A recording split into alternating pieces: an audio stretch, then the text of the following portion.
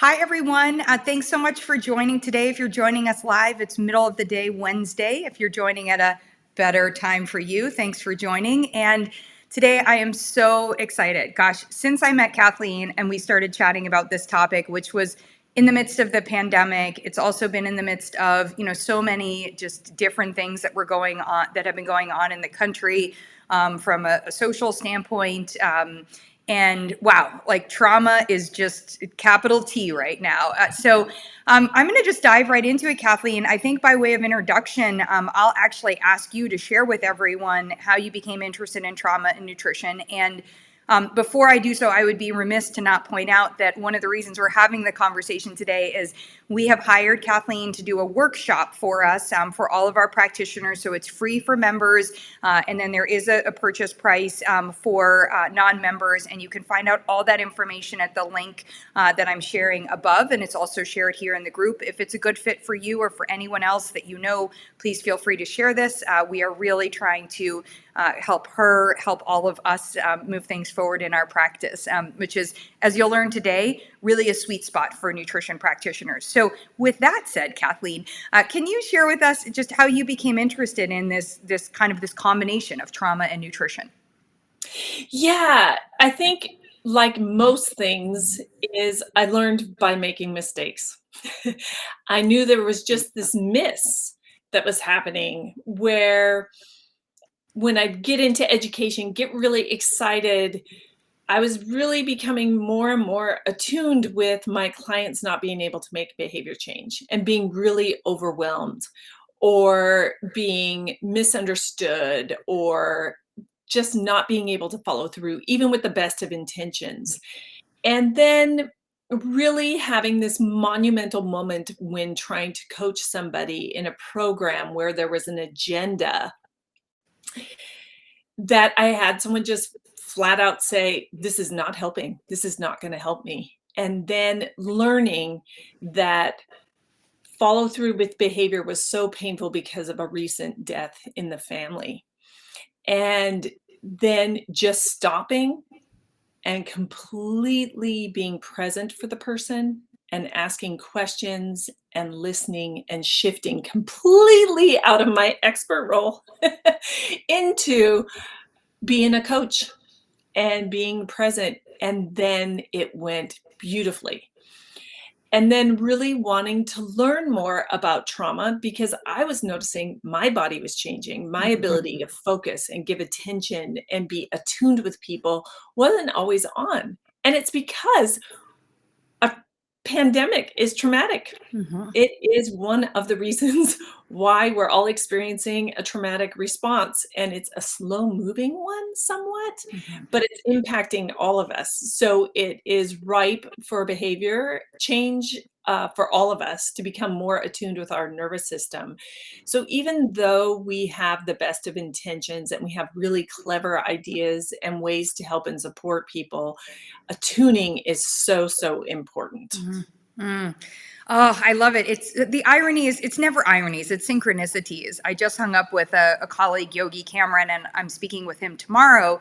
And he was talking about how the pandemic took so many of us out of our lives and out of thinking about our lives, and it became the pandemic was our lives, and so how do we Mhm. regain that? So just noting that the trauma of the pandemic alone, but then we also know that the pandemic resurfaced so many traumas. And then, as I said, in the midst of all of that, I had a gymnast who I've worked with for years, and I didn't work with her when she was a gymnast, but the lawsuits and all of the awareness of Mhm. of everything that went on with the women's U.S. gymnasts, like in the midst of the pandemic, and she was like, I feel so isolated. I can't connect with some of the people. Just all of that, bringing it up, and so we never remember what people are walking in with, right?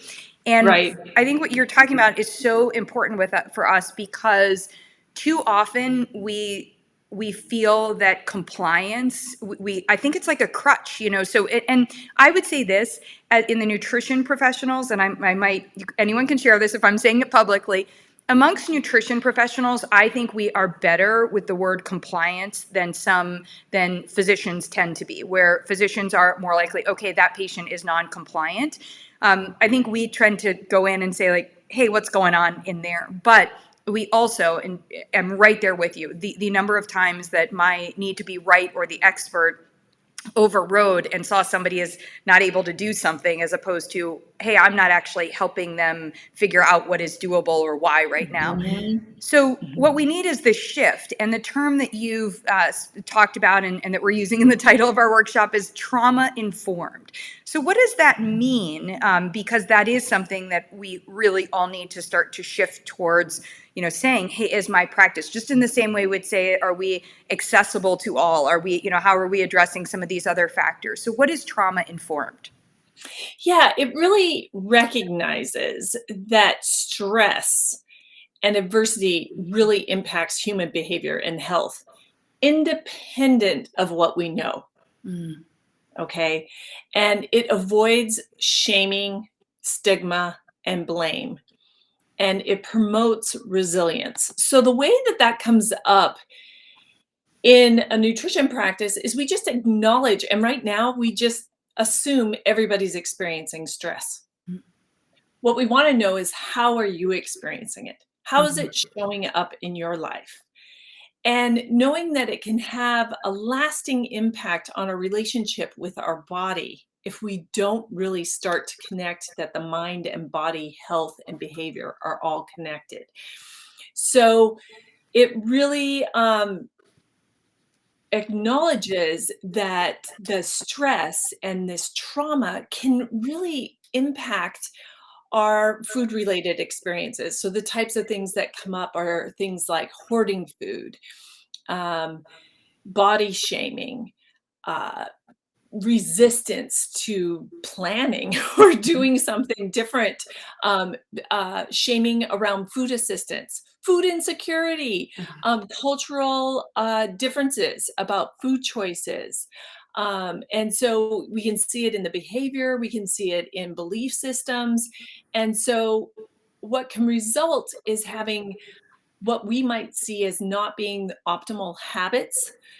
And I think what we need to understand is that we could end up with a diagnosis. We could end up with certain food behaviors because of an adverse event, not because of choice. And when we are stressed, we are not using that part of our brain.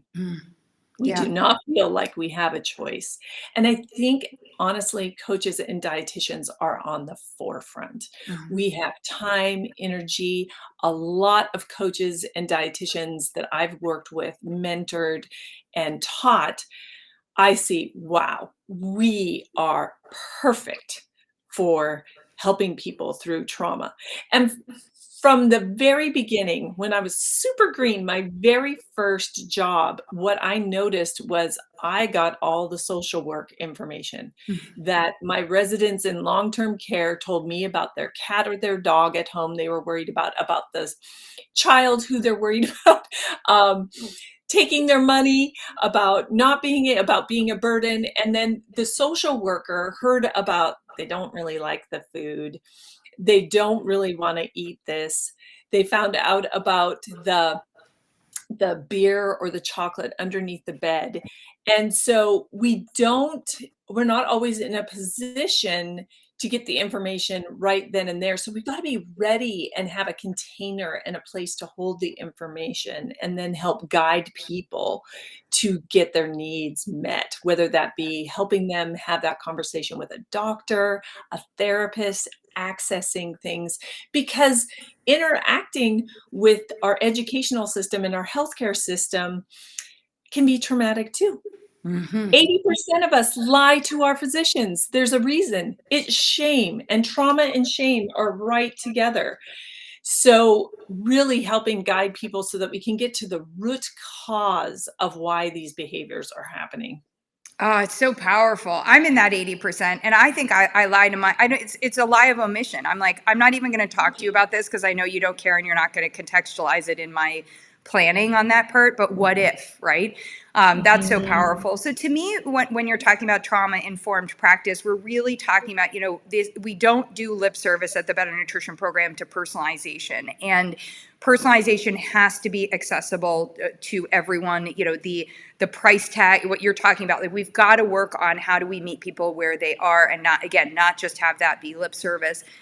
And I think, our tools have come, a huge part of developing especially the evaluations, but any of our tools was to be able to help us get more of that information. Like, I want to know about your cat. I also want to know about maybe what experiences have you had? I also want to recognize that the blanks on some of your documents may be that it's because we don't actually want to share that, or I may, in talking to you, also want to know that it's not a good time for me to give you an evaluation that you fill out by yourself that asks you how many pregnancies have you had. Because if you are still experiencing trauma related to a past pregnancy, and I am not aware of that part, then I may re-traumatize you or, make this experience, and we all know when we kind of get off on the wrong foot with someone or where we feel an abruptive, energy shift. So much that we can learn in this. And again, for those of you that are just joining us, this is a precursor to a 90-minute workshop. You guys know when I say workshop, I'm not talking about us coming here to just tell you things. So we're going to ask you questions about your practice and dive into, areas of opportunity. And I think that I want to move to one of in thinking about that, I think we are actually already seeing the current example of what happens when we don't have trauma-informed practice. But I'd like to go into that a little bit further to have you sort of illustrate. You were wonderful in sharing how it's happened for you personally. But maybe if you share the other side of it now, how you've had a couple of pivots so that people can understand that differentiation of now that I'm practicing in a trauma-informed manner, here's how I'm able to be successful. And then because it's B&P, we're also going to just talk a little bit about how this is better for your business. So I'll turn that over to you, Kathleen. Go ahead. Yeah. Absolutely. Well, let me just be completely open here. Yeah. One of the reasons I ended up really grasping onto trauma, I was really scared of saying trauma dietitian, trauma nutrition. I was like, that's like therapy. That's like anybody who works with nutrition. We are attuned and very skilled with stress. And we do have to learn a lot about psychology. So it's really embracing it. And it was about really improving my practice, about really, making money by really niching down, which I resist because I don't want to leave anyone out. Well, now that we have a pandemic, no one's left out. So that's right. Karma has it that it worked out that way. But what I will do is I'll give you a couple of examples that just kind of happened. And then, and when I reflected back, I was like, oh, it's because of all these skills and trainings that I've been taking around trauma and attunement and stress. Right. So I would say from a coaching standpoint, again, shifting into having more of a coaching, curious, compassionate mind, developing safety presence for people. So one of my favorite experiences was somebody who used to work with me, who came back to see me again and said, I am ready to lose weight.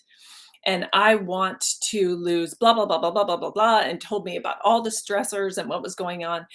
And I said, well, what's worked for you? And she said, well, I did this program with all these people at work and I lost weight, but I gained it all back. And I said, so how do you want it to be different this time? What would make it look different for you? And then as I worked with her, every time there was resistance, and she would go, oh, that's a good question. And then that you're empowering them. So you're making it safe. You're not giving them agendas. You're giving them choices. You're empowering them. And also staying attuned. So I would tell her, it doesn't sound like this is landing well with you. What am I hearing? I'm hearing some sadness come up, or I have such a hard time with dinner. Same client. What do you think that's about? What have dinners looked like for you? And then all of a sudden, without me thinking I'm being trauma informed, I'm gonna be really honest. Like sometimes, it just happens. And dinners were horrible. I used to get picked on by my dad. He drank. We didn't know if the what dinner would look like. I hated dinner. And I said, "Huh, I wonder how that might be impacting you now." I have no idea. Well, I try to just get it over with, and fast food works really well. I said, "Well, that makes sense. Makes sense to me." And what ultimately would you like it to be like? And then what's one thing that you really think would make it easier, enjoyable, more comfortable for you so that it really is staying attuned? And I would say probably the biggest mistake, and I think I learned from mistakes, so I just want to say my biggest mistake is moving through too quickly. But the thing about trauma informed is if you're moving, you get excited. You know what you could do? Ah, we love nutrition. I have an idea for you. And you move into fixing it for them, or your education mode is then if you're attuned and you're doing your work with your nervous system and staying relaxed and practicing, because then I can be attuned with you, is then to go, oh, I'm checking in with you. You're looking a little overwhelmed, or what was that like to hear all this stuff? So that they feel like they're a participant, that then they can get in the driver's seat so that they can be empowered and they can trust you to adjust and adapt and not put them in a place of making a choice they don't want to make or moving them along too quickly. And I think this is going to be a learning process until the last day that I work with anyone, because uh, it is a humbling practice. But if you stay open, so I would say it probably is letting go of my agenda, inquiring, offering opportunities for experimentation, but keeping it safe and letting them know that if what we came up with, that instead of going through the fast food and going really fast and trying to make dinner a activity of getting through it really quickly, taking that first step and deciding that they're going to sit at a table and eat whatever meal they make, or get at a fast food restaurant, or reheat out of the freezer, is that they're going to sit down. Is that if that plan doesn't work, it's the plan that didn't work. And it's good information. It's just as good as information as if it did work. So that it's this process and that you're going to stay with them and you're not going to make them good or bad or right or wrong. And I think everybody I've interacted with the Better Nutrition Program and the field of coaching and nutrition and healthcare providers that are trying to help people change behavior all are great with this, and we can learn from one another. Oh, wow. Okay. So I'm just noting the time. There are quite a few Yeah. things that came up. And I want to note that what we're going to talk about in the workshop and not talk about here is one of the biggest ones. Like you just said, letting go of my agenda. Like, woo! Like Ashley Koff RD, like you're talking to Sally right now, but Ashley Koff RD just like, are you kidding me? I have an agenda. Here's where we're going to go. I mean, like I sell packages. I've got these tools. I've got a plan for you. And it just exploded. So one of the things we'll do in the workshop is actually talk about how one of the best things that you can do is let go of an agenda. And that also means letting go of your financial structure, how you were planning to work with somebody, being nimble to pivot to who they are. You guys, we're going deep in personalization here, and this is so important because I know this is the way that you all already want to or are practicing, but then butt up against what we talk about from a business standpoint, and we've got to be able to make those two things mesh because it really is what's better for the person. So I'm going to pause there because we're not going to go into that today.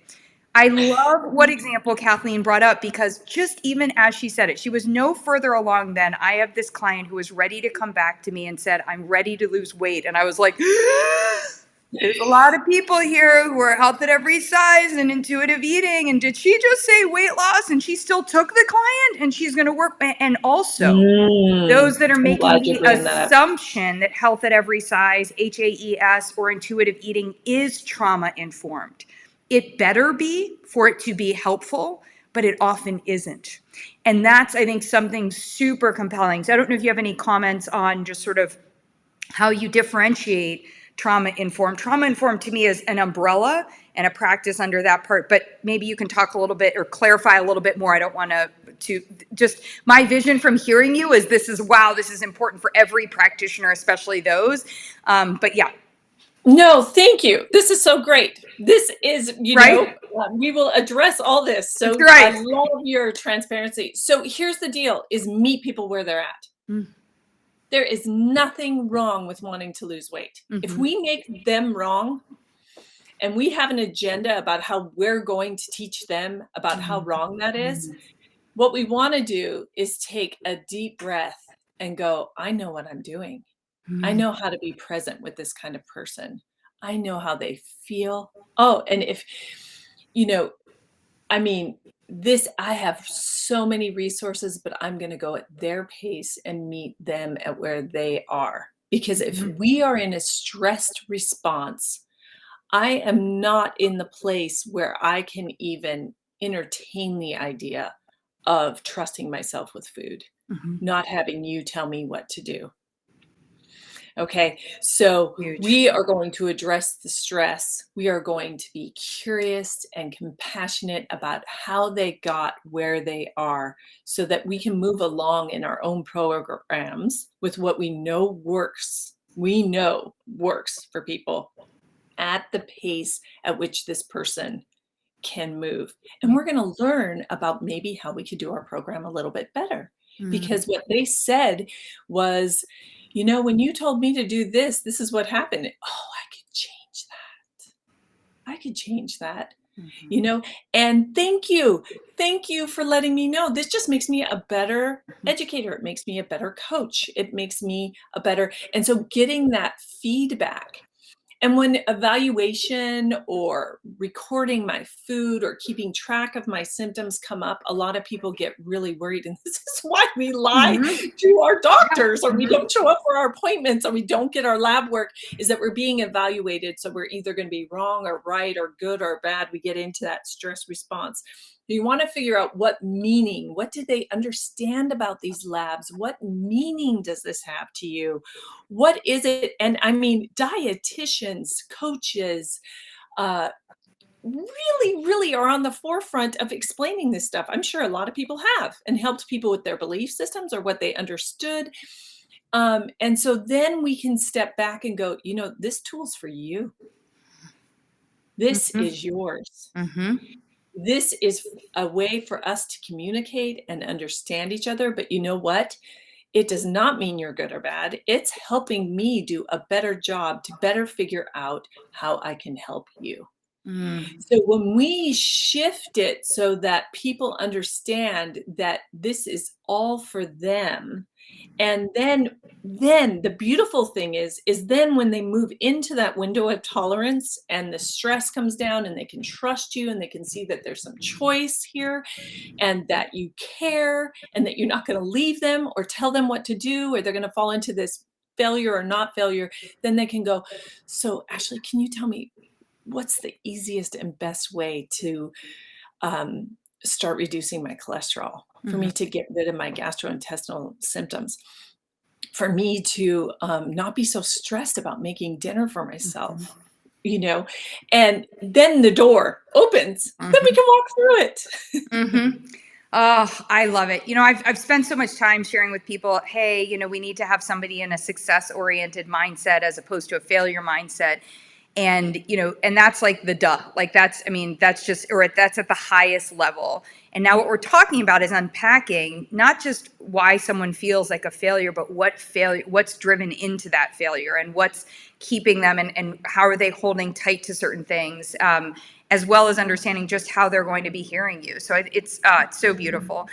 I am so excited about this workshop. It's killing me that it's only 90 minutes, but I know practitioners have only have so much time, and we want them to be able to walk away with some amazing actionable pieces, including things like what can so much of what Kathleen just shared that can inform your website, your marketing. Just when somebody's going to have a different experience if they land on a site that helps them feel this rather than is telling them things. And that's something we often talk about, but I think is really going to be more breakthrough in social media, in your reels, instead of like, maybe instead of, mentioning certain things and saying, here's how it leads, it's, hey, I actually want to attune to you. I want to hear from you. How do we move in that? So tons of opportunity. I just want to take the last couple of minutes and see if anyone who's here today has any questions or comments related to this. Again, the workshop is on March 30th at 1 p.m. Eastern. It is free for members to attend live. As a member, if you are not able to attend, and also even after you've attended, it's in your video library, so you will have access to that. But we highly recommend attending live because it is a workshop. It is not us just telling you all about like we did today on this part. Michelle Root was saying she's really excited about the workshop. She has a client who experiences anxiety, and our weekly 30-minute sessions are too much with the rest of life's events. So we've stepped back and slowed it down. Great info, Kathleen. Michelle Root.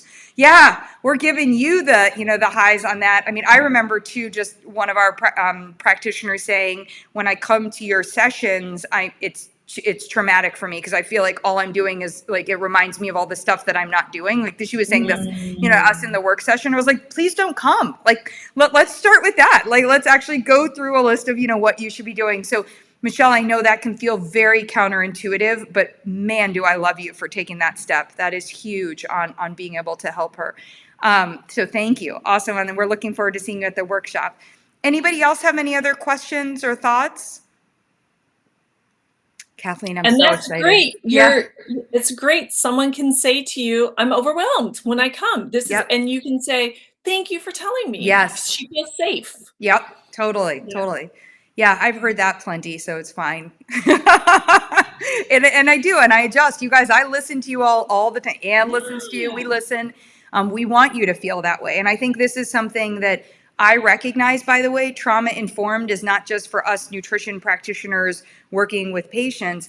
As a business owner who is serving practitioners, it is also for us to recognize with you all. So as you think about in all of your different aspects, and for some of you who have jobs maybe where you're also working for someone else or for another entity, you will develop some skills here where you can also ask for what you need, on that part. So I think it's the recipient here, for all of us through your workshop. All right, Kathleen, I'm just going to say thank you so much. I'm so looking forward to the 30th. If anyone who's watching has any questions, please go ahead and just drop them in the comment section below. Happy to answer. If you have any questions about how to access the program or any of that stuff, hello at the Better Nutrition Program. That's where you get Anne, who hopefully will make your experience, she always does, awesome, and be able to support you through that. And we will see all of you, and anyone that you would love to share this with, we would really appreciate that. We will see any of you on the 30th. Really looking forward to it. So thank you. Take care. Thank you. Bye, everyone.